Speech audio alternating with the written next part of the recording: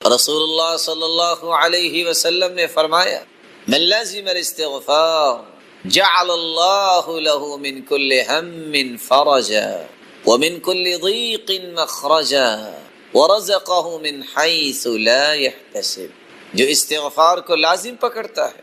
اور دوسری روایت کے لفظ من اکثر الاستغفار، جو کثرت سے استغفار کرتا ہے، جعل اللہ له من كل هم فرجا، اس کی بخشش تو ہوگی قیامت کے دن. اللہ انعامات سے تو نوازیں گے، لیکن دنیا میں بھی اللہ رب العزت اس کے غم کو خوشی میں تبدیل فرما دیتے.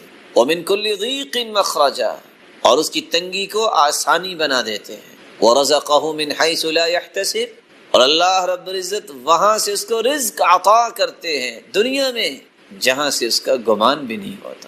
اور قرآن مجید میں اللہ رب العزت اس لیے فرماتے ہیں، نوح علیہ السلام کی حکایت کرتے ہیں، فَقُلْتُ اسْتَغْفِرُوا رَبَّكُمْ إِنَّهُ كَانَ غَفَّارًا يُرْسِلِ السَّمَاءَ عَلَيْكُمْ مِدْرَارًا وَيُمْدِدْكُمْ بِأَمْوَالٍ وَبَنِينَ وَيَجْعَلْ لَكُمْ جَنَّاتٍ وَيَجْعَلْ لَكُمْ أَنْهَارًا مَا لَكُمْ لَا تَرْجُونَ لِلَّهِ وَقَارًا. تم استغفار کر لو، اللہ رب العزت تمہارے گناہوں کو معاف فرما دیں گے. یرسل السماء علیکم مدرارا، یہ پانی انسانی زندگی کا راز ہے. تم پہ موسلا دھار بارشیں اللہ برسائیں. ویمددکم باموال، تم مال و دولت کی قلت کی شکایت کرتے ہو، استغفار کر لو، اللہ رب العزت تمہیں مال و دولت میں فراوانی عطا فرمائیں. وبنین، تم اولاد کی نعمت کو ترستے ہو، استغفار کر لو، اللہ تمہیں اولاد کی نعمت سے نواز دیں گے. وَيَجْعَلْ لَكُمْ جَنَّاتٍ، تم پھلوں سے ترستے ہو، اللہ تمہیں باغات کا مالک بنا دے. وَيَجْعَلْ لَكُمْ أَنْهَارًا، تم پانی کی بوند بوند سے ترستے ہو، اللہ رب العزت تو تمہارے لیے نہریں جاری کر دیں گے، نہروں کا بندوبست فرما دیں گے. وَيَجْعَلْ لَكُمْ جَنَّاتٍ وَيَجْعَلْ لَكُمْ أَنْهَارًا مَا لَكُمْ لَا تَرْجُونَ لِلَّهِ وَقَارًا. اور تمہیں کیا ہو گیا ہے پھر بھی تم اللہ رب العزت کے وقار کو نہیں سمجھتے. ما لکم لا ترجون للہ وقارا. اور دوسری جگہ اللہ رب العزت فرماتے ہیں وَأَنِ اسْتَغْفِرُوا رَبَّكُمْ ثُمَّ تُوبُوا إِلَيْهِ يُمَتِّعْكُمْ مَتَاعًا حَسَنًا إِلَىٰ أَجَلٍ مُّسَمًّى. استغفار تم کر لو، جب تک زندہ رہو گے اللہ تمہیں سکون اور وقار کی زندگی نصیب فرما دے. استغفار کا فائدہ آخرت میں تو ہے لیکن دنیا بھی سنورتی. اور تیسری جگہ اللہ رب العزت فرماتے ہیں وَيَا قَوْمِ اسْتَغْفِرُوا رَبَّكُمْ ثُمَّ تُوبُوا إِلَيْهِ يُرْسِلِ السَّمَاءَ عَلَيْكُمْ مِدْرَارًا وَيَزِدْكُمْ قُوَّةً إِلَىٰ قُوَّتِكُمْ وَلَا تَتَوَلَّوْا مُجْرِمِينَ. اے میری قوم، اللہ رب العزت ہود علیہ السلام کی قوم کے متعلق حکایت کر رہے ہیں کہ اللہ کے پیارے پیغمبر نے کہا ہے میری قوم استغفار کر لو، اللہ تمہیں موسلا دھار بارشوں سے نواز دیں گے.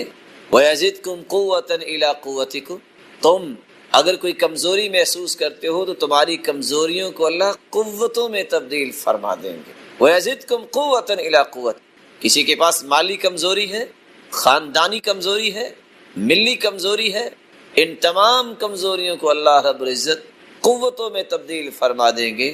جب انسان استغفار کرتا ہے تو یہ اس کو انعام ملتا ہے، اور یہ انعام دنیا میں ہی ملتا ہے، آخرت تو بہتر ہوگی. اللہ رب العزت ہمیں عبادت کا مقصد سمجھنے کی توفیق عطا فرمائے اور یہ یقین کرنے کی توفیق عطا فرمائے کہ عبادت سے آخرت بھی بنتی ہے اس سے رسول اللہ صلی اللہ علیہ وسلم نے اگلا عمل یہ بتایا، احب الاعمال الى اللہ ان تموت ولسانك رطبا من ذکر اللہ، سب سے محبوب عمل یہ ہے تمہیں موت آئے تو تمہاری زندگی کے رویے یہ ہوں تمہاری زبان اللہ کے ذکر سے ہر وقت تر رہے۔ سبحان اللہ والحمد للہ اللہ اکبر ولا الہ الا اللہ ولا حول ولا قوة الا باللہ حسبی اللہ لا الہ الا اللہ لا حول ولا قوة الا باللہ یا حی یا قیوم برحمتک استغیث۔ زبان پہ ذکر لائیے، تجربہ کر کے دیکھیے کہ آپ کی زندگی میں سکون اور چین کتنا آتا ہے، راحتیں آپ کی زندگی میں اللہ تعالیٰ کیسے پیدا کرتے ہیں، آپ کی زندگی میں برکت کتنی آتی ہے۔ اور اس کی حقیقت بیان کرنے کے لیے میں ایک حدیث سنانا چاہوں گا، سنا لے جی۔ حدیث میں آتا ہے ایک دیہاتی آیا اور آ کے کہتا ہے اللہ کے رسول ایسی بات مجھے بتائیں جو بعد میں کسی سے نہ پوچھوں اور میں جنت چلا جاؤں۔ آپ نے فرمایا قل سبحان اللہ والحمد للہ ولا الہ الا اللہ واللہ اکبر ولا حول ولا قوة الا باللہ۔ اس نے کہا اور چل پڑا، پھر سوچتا ہے، واپس آ گیا، کہتا ہے اللہ کے رسول سبحان اللہ یہ تو اللہ کے لیے ہوا نا، میرے لیے تو کچھ نہ ہوا، والحمد للہ اللہ کی تعریف یہ بھی تو اللہ کے لیے، میرے لیے کیا، ولا الہ الا اللہ یہ بھی اللہ کے لیے میرے لیے، ولا حول ولا قوة الا باللہ یہ بھی اللہ کے لیے میرے لیے۔ کہا تم یہ کہو اللہم اغفر لی وارحمنی وارزقنی، اللہ مجھے معاف کر دے، مجھ پہ رحم فرما، مجھے رزق دے۔ اور پھر سوچتا ہے اللہم اغفر لی، معاف تو اللہ نے کرنا ہے، میرے لیے کیا، رحم بھی اللہ نے کرنا ہے میرے لیے، رزق بھی اللہ نے دینا ہے۔ اللہ کے رسول فرماتے ہیں جب تم کہو گے نا اللہم اغفر لی، اللہ ساتھ ہی کہہ دیں گے قد فعلت، میرے بندے میں نے کر دیا معاف۔ جب تم کہو گے اللہم ارحمنی، اللہ مجھ پہ رحم فرما، اللہ فرمائیں گے قد فعلت، میرے بندے میں نے رحم کر دیا۔ اللہم ارزقنی، اللہ مجھے رزق دے، اللہ فرمائیں گے قد فعلت، میرے بندے میں نے رزق دے دیا۔ اس لیے سبحان اللہ عدد خلقہ، آگے ورضاء نفسی وزینت عرشی ومداد کلماتی۔ کبھی اس کے معنی پہ کسی نے غور کیا؟ اگر میں معنی کو بیان کرنے کے لیے اس طرح پڑھوں سبحان اللہ عدد خلقی، اللہ میں تیری تعریف کرتا ہوں اتنی، ساری دنیا جتنی تعریف کرتی ہے اتنی، بندہ ایک مرتبہ کہتا ہے لیکن اللہ اس کے نامہ اعمال میں اتنا لکھتے ہیں جتنی آدم سے لے کے مخلوق آئی اور سب نے سبحان اللہ کہا ہو۔ وَمِدَادَ كَلِمَاتِ، کتنی مرتبہ لکھنا ہے؟ قرآن نے بیان کیا ہے 8 سمندر اگر ہوں، پوری دنیا کے درخت کلمے بن جائیں، اللہ کی کلام کلمے پھر بھی ختم ہو سکتے نہیں۔ اللہ میں تیری تعریف کرتا ہوں کہ 8 سمندر کی سیاہی بن جائے اور درخت کلمے بن جائیں، اتنی مرتبہ لکھا جائے، بندہ ایک مرتبہ کہتا ہے اللہ اتنی تعداد میں لکھتے ہیں۔ وزنت عرشی، جتنا عرش کا وزن ہے، وزن کیا بیان کریں۔ حدیث میں آتا ہے جو فرشتے حملۃ العرش ہیں، اللہ کے عرش کو اٹھانے والے، ما بین عاتقی الی شحمۃ اذنی، کندھے اور کان تک جو ہے وہ 4 سے 5 انگلیوں کا فاصلہ ہے، لیکن جو فرشتے ہیں مسیرۃ 700 عام، کندھے سے کان تک کا سفر 700 سال کا سفر ہے۔ فرشتے کتنے بڑے ہوں گے۔ پھر اللہ کے عرش کے بارے میں تو ہم بات ہی نہیں کر سکتے۔ اللہ اتنا وزن جو ہے نامہ اعمال میں کل کو بنا دے سبحان اللہ کا، اللہ اتنا ہی بنا دے۔ ورضاء نفسی، اللہ میرے اندر کمی کوتاہی ہو سکتی ہے، اللہ اتنی مرتبہ لکھ لے جہاں تو راضی ہو جائے۔ ان اول ما يحاسب به العبد يوم القيامة من عمله الصلاة، قیامت کے دن سب سے پہلے جس چیز کا سوال ہوگا وہ نماز کا سوال، سب سے پہلے نماز کا محاسبہ ہوگا۔ فإن صلحت صلح له السائر عملی، اگر نماز درست نکلی تو بقیہ اعمال بھی درست ہوں۔ فإن فسدت فسد له السائر عملی، اور اگر نماز درست نہ ہوئی اس کے سارے اعمال بھی درست نہیں۔ اس لیے عمر رضی اللہ تعالی عنہ کہا کرتے ان اہم امورکم عندی الصلاۃ فمن حفظها وحافظ علیہ فقد حفظ دینہ، سب سے مہم کام میرے نزد نماز کا، جس نے اس کی حفاظت کی اور اس پہ مداومت اور مواظبت کی، اس نے نماز کی حفاظت نہیں کی بلکہ اس نے اپنے پورے دین کی حفاظت کی۔ فمن ضیع لما سواه اضیع، یہ اسٹیٹمنٹ ہے عمر رضی اللہ تعالیٰ عنہ۔ جو نماز کو ضائع کرنے والا ہے بقیہ کسی کام کو بھی اچھا نہیں کر سکتا۔ اس لیے اللہ رب العزت نے اپنے پیارے پیغمبر رسول اللہ صلی اللہ علیہ وسلم کی زبان اطہر سے یہ بات نکلوائی، ان بین العبد و بین الکفر والشرک ترک الصلاۃ، کافر اور مسلمان کے درمیان حد فاصل نماز۔ رسول اللہ صلی اللہ علیہ وآلہ وسلم نماز صحابہ کرام کو دکھائی اور سکھائی اور فرمایا صلوا کما رأیتنی اصلی، تو نماز اسی طرح پڑھو جس طرح تم نے مجھے نماز پڑھتے۔ اور اللہ رب العزت قرآن مجید میں تعریف کر رہے ہیں جو نماز کو خشوع کے ساتھ پڑھتے ہیں، نماز کو خوبصورت بناتے ہیں۔ قد افلح المؤمنون الذين هم في صلاتهم خاشعون والذين هم عن اللغو معرضون، کامیاب ہیں جو ایمان لائے۔ اور ایمان کی کیفیت کیا ہے؟ الذین فی صلاتہم خاشعون، جو نماز کے اندر خشوع اختیار کر۔ خشوع کیا ہے؟ عربی زبان میں خشوع خشع یخشع سے ہے، جس کا مطلب ہے عاجزی کا، اور فروتنی جدار خاشع، ایسی دیوار کو کہتے ہو گر جائے اور زمین کے برابر ہو جائے۔ انسان اللہ کے سامنے کھڑا ہو اپنی حیثیت کو مار دے، انسان اللہ کے سامنے کھڑا ہو اور اپنی حیثیت کو اللہ کے سامنے گرا دے۔ اس لیے کہا جاتا ہے اذا خشع فی صلاتہ ای اقبل بقلبہ علی ذلک، کسی شخص نے اگر نماز میں خشوع اختیار کی اس کا مطلب ہے کہ قلبی طور پہ وہ اپنے اس عبادت کی طرف متوجہ ہے اور تمام کی تمام توجہ کو مرکوز کر رہا ہے، تو اس عبادت کی خشعت اس کا معنی سکنت وخضعت واطمأنت، انسان سکون میں آ گیا، انسان کے اندر خشوع آ گیا، خضوع آ گیا، اطمینان آ گیا۔ اس لیے دو لفظ استعمال ہوتے ہیں، خشوع اور خضوع۔ خضوع دل کی عاجزی کو کہتے ہیں اور خشوع ہاتھ پاؤں اور انسانی جوارے کی عاجزی۔ یہی وجہ ہے حسن بصری رحمۃ اللہ علیہ نے جب ایک شخص کو دیکھا کہ نماز کے اندر اپنی داڑھی کے ساتھ گر رہا ہے، کہا لو خشع قلبه لخشعت جوارحه، اگر اس کے دل میں خشوع ہوتا تو اس کے جسم پہ بھی اس خشوع کے آثار نہ۔ اور علی رضی اللہ تعالی عنہ کہا کرتے تھے الخشوع الا يلتفت يمينا ولا يسارا ولا يعرف من على يمينه وشمال، خشوع یہ ہے کہ انسان نماز پڑھے تو دائیں بائیں اتفاق میں۔ خشوع یہ ہے کہ انسان نماز کے اندر کھڑا ہو، اس کو اس بات سے کوئی غرض نہ کہ میرے دائیں طرف کون کھڑا ہے اور میری بائیں طرف۔ اسی لیے ابن القیم رحمۃ اللہ علیہ کہا کرتے خشوع یہ ہے قیام القلب بین یدی اللہ، انسان جسم کو لے کے کھڑا ہوتا ہے، اپنے دل کو بھی اللہ کے سامنے کھڑا ہونے کا تصور پیدا کر۔ تذلل القلوب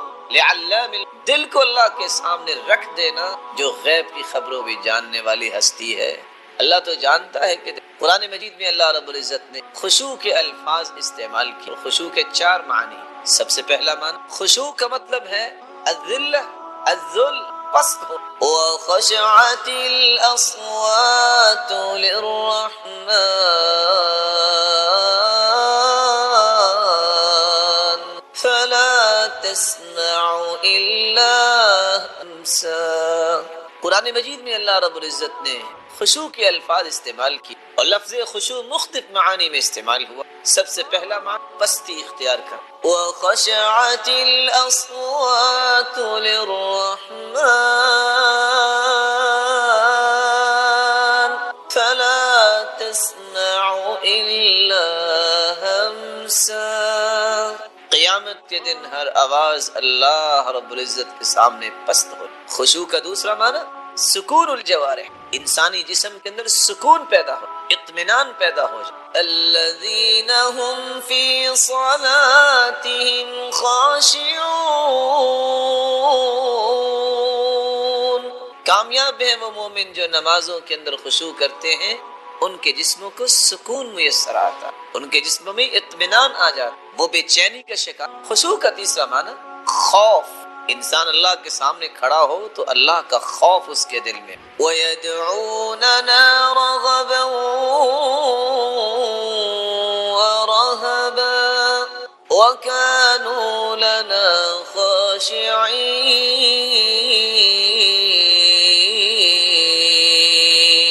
يَدْعُونَنَا رَغَبًا وَرَهَبًا، مومنوں کی زندگی ایسے ہی ہے اور انبیاء بھی کیسے زندگی گزارتے.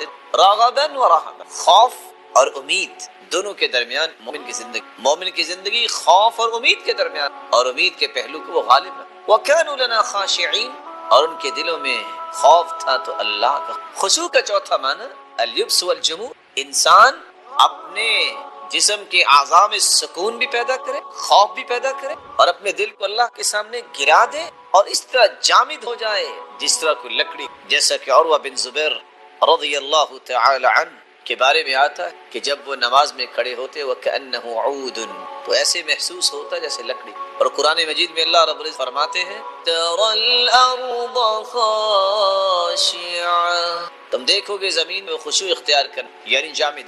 اللہ رب العزت ہم سب کو خشوع کی نعمت سے نوازے اور ہماری عبادت کو خوبصورت. ناظرین کرام، ابھی چند لمحات کا وقفہ ہوگا، وقفے کے بعد ہم دوبارہ آپ کی خدمت حاضر. بسم اللہ الرحمن الرحیم، الحمد للہ رب العالمین، والصلاة والسلام على اشرف الانبیاء والسید المرسلین وعلى آلہ وصحبہ اجمعین، اما بعد. السلام علیکم ورحمۃ اللہ وبرکاتہ. ناظرین کرام، وقفے سے پہلے ہم یہ بیان قرآن میں لفظ معانی بیان کی اور اللہ رب العزت مومنوں کی تعریف جو اپنی نمازوں میں اختیار کرتے. اور خشوع یہ احسان کی، اور احسان کرے تحسین الظاہر والباطن، انسان اپنے ظاہر کو بنائے اور باطن خوبصورت. اور اللہ کے رسول صلی اللہ علیہ وسلم نے اس لیے جبریل امین علیہ السلام نے جب سوال کیا تو اس کو جواب دیا، اور اس لیے رسول اللہ صلی اللہ علیہ وسلم نے جبریل امین کو احسان کا معنی یہ سمجھایا تھا ان تعبد اللہ کأنک تراہ فإن لم تکن تراہ فإنہ یراک. تم عبادت ایکسیلنس کے درجے پہ جا کے کرو، ایسی خوبصورت عبادت کہ تم اللہ کو اگر یہ کیفیت میں میسر نہیں آتی تو یہ یقین تو ہونا چاہیے کہ اللہ رب العزت تمہیں دے. امام ابن القیم رحمۃ اللہ علیہ اس لیے احسان اور خشوع کی اہمیت کو واضح کرتے ہوئے فرماتے ہیں والاحسان لب الایمان وروحه وکماله من حیث المراقبہ وحسن الطاعہ. یہ احسان کا درجہ، یہ تو ایمان کا لب ہے، یہی تو ایمان کا کمال ہے، یہی تو ایمان کی روح ہے کہ اس کیفیت میں جب انسان چلا جاتا ہے پھر اس کو اللہ کی مراقبت کا اندازہ ہو، پھر اس کے اندر صحیح اطاعت کے جذبات پہ. اور حکمی اس لیے کہتے وَثَالِثُ مرتبة الإحسان وَتِلْكَ أَعْلَاهَا لَدَى الرَّحْمَنِ وَهِيَ رُسُوخُ الْقَلْبِ فِي الْعِرْفَانِ حَتَّى يَكُونَ الْغَيْبُ كَالْعِيَانِ. دین کے تین مراتب ہیں، اسلام ہے، ایمان ہے، وَثَالِثُ مرتبة الإحسان، اور تیسرا مرتبہ دین کا احسان کا، وَتِلْكَ أَعْلَاهَا لَدَى الرَّحْمَنِ، اور یہ مرتبہ سب سے خوبصورت ہے اللہ کے نام. وَهِيَ رُسُوخُ الْقَلْبِ فِي الْعِرْفَانِ، جب انسان کے دل میں اللہ رب العزت کی محبت آ جائے، راسخ ہو جائے، تو یہ کیفیت انسان کو میسر آتی ہے. حَتَّى يَكُونَ الْغَيْبُ كَالْعِيَانِ، یہاں تک کہ انسان اللہ رب العزت کے سامنے جب کھڑا ہوتا ہے تو اس کا یہ یقین بن جاتا ہے، یہ تصور بن جاتا ہے کہ اللہ رب العزت میں دیکھ رہا ہوں، اگر وہ نہیں دیکھ رہا تو اللہ رب العزت اسے دیکھ. شداد ابن اوس رضی اللہ تعالی عنہ روایت کرتے رسول اللہ صلی اللہ علیہ وسلم فرمایا اول ما یرفع من الناس الخشوع، لوگوں میں سب سے پہلے چیز ختم ہو جائے گی وہ خشوع ختم. اور ابو الدرداء رضی اللہ تعالی عنہ روایت کرتے رسول اللہ صلی اللہ علیہ وسلم نے فرمایا اول شیء يرفع من هذه الامه الخشوع حتى لا ترى فيها خاشعا، اس امت میں سب سے پہلے اٹھایا جائے گا وہ خشوع ہوگا، یہاں تک کہ خشوع اختیار کرنے والا نظر. اور رسول اللہ صلی اللہ علیہ وسلم نے فرمایا حالت ان الرجل لينصرف من صلاتی وما كتب له الا عشر صلاتی تسعها ثمنها سبعها سدسها خمسها ربعها ثلثها نصفها. ایک شخص نماز سے فارغ ہو، کسی کو نماز کا 10واں حصہ، کسی کو 9واں، کسی کو 8واں، کسی کو 7واں، چھٹا، 5واں اور چوتھا اور تیسرا، اور کچھ لوگوں کو آدھی نماز کا ثواب. اسی رسول اللہ صلی اللہ علیہ وآلہ وسلم نے فرمایا اول ما يرفع من الناس الامن، سب سے پہلے امانت لوگوں سے اٹھا لی جائے گی. وآخر ما يبقى من دينهم الصلاة، نماز کٹ جائے گی. ورب مصل لا خلق له عند اللہ، کتنے ہی ایسے نماز پڑھنے والے ہوں گے قیامت میں اس نماز کا کوئی بھی اجر و ثواب نہیں. رسول اللہ صلی اللہ علیہ وسلم نے اس لیے فرمایا اول ما يحاسب به العبد يوم القيامة من عمله صلاته، سب سے پہلے نماز کا حساب ہو. فإن صلحت صلح له، نماز اگر درست ہوگی تو اس کے بقیہ اعمال، فإن فسدت فسد له سائر عملی، اور اگر نماز فاسد ہوئی، نماز درست نہ ہوئی تو بقیہ اعمال کیسے درست ہوں. اور رسول اللہ صلی اللہ علیہ وسلم نے کیسے تک کان ابن الزبیر رضی اللہ تعالی عنہ اذا قام فی الصلاة كأنه عود، عبداللہ ابن الزبیر رضی اللہ تعالی عنہ نماز کے لیے کھڑے ہوتے یوں محسوس ہوتا جیسے لکڑی. آج ایک مسلمان کی نماز کیسے ہے؟ نماز میں کھڑا بھی ہو بے چین، رکوع میں ہو بے چین، سجدے میں بے چین. بلکہ ایک وقت تھا جب رسول اللہ صلی اللہ علیہ وسلم فرمایا کرتے تھے یا بلال ارحنا یا بلال ارحنا یا بلال، بلال اذان کہیے کچھ سکون. آج اگر صبح کی نماز میں کوئی امام محترم لمبی قرات کر دے تو زبان سے تو کوئی نہیں بولتا، لیکن کتنے مچل رہے ہو اور کہتے ہیں زبان حال سے انقذنا یا اے امام آج ہماری جان چھوڑ دو، کل اس مسجد میں نماز نہیں پڑھیں گے تم لمبی نماز. رسول اللہ صلی اللہ علیہ وآلہ وسلم نے نماز پڑھ کے سکھائی. آج ایک شخص رکوع میں جاتا ہے، رکوع سے اٹھتا ہے سیدھا کھڑا نہیں ہوتا اور زمین پہ گر جاتا. رفاعہ رضی اللہ تعالی عنہ سے مر كنا يوما نصلي وراء النبي صلی اللہ علیہ وسلم، ہم ایک دن اللہ کے رسول صلی اللہ علیہ وسلم کے پیچھے نماز پڑھ رہے تھے. فلما رفع رأسه من الركعة، جب آپ نے رکوع سے اپنا سر مبارک اٹھایا، قال سمع اللہ لمن حمده، اور یہ کلمات کہے سمع اللہ لمن حمده. قال رجل من ورائه، ایک آدمی نے یہ کلمات بولے ربنا ولک الحمد حمدا کثیرا طیبا مبارکا فیہ. فلما انصرف، جب آپ نے سلام پھیرا تو سوال کیا من المتکلم، یہ بولنے والا کون تھا؟ قال انا، اللہ کے رسول صلی اللہ علیہ وسلم میں تھا. تو رسول اللہ صلی اللہ علیہ وسلم نے فرمایا رأیت بضعة وثلاثین ملکا یبتدرونها ایہم یطلبها اول، میرے صحابی میں نے 30 سے زائد فرشتوں کو دیکھا جو آسمان سے نازل ہوئے، جو اس بات میں جلدی کر رہے تھے ایک کہتا یہ مبارک کلمات میں لکھ کے اللہ کے پاس پہلے لے جاتا ہوں، دوسرا کہتا تھا میں لکھ. 30 سے زائد فرشتے جن کلمات کو لکھنے کے لیے آسمان سے اترے ہیں، آج مسلمان ان کلمات کی پرواہ ہی نہیں. اور رسول اللہ صلی اللہ علیہ وآلہ وسلم کا طریقہ مبارک فَإِذَا كَ مِن صَلَاتِي لَمْ يَنْهَضْ حَتَّى يَسْتَوِيَ قَاعِدًا، آپ جب دوسری رکعت کے لیے اٹھتے یا تیسری کے بعد چوتھی رکعت کے لیے تو آپ پہلے سجدے سے اٹھ کر آپ سیدھا کھڑے نہیں، بلکہ رسول اللہ صلی اللہ علیہ وسلم سجدے کے بعد بیٹھ جاتے پھر کھڑے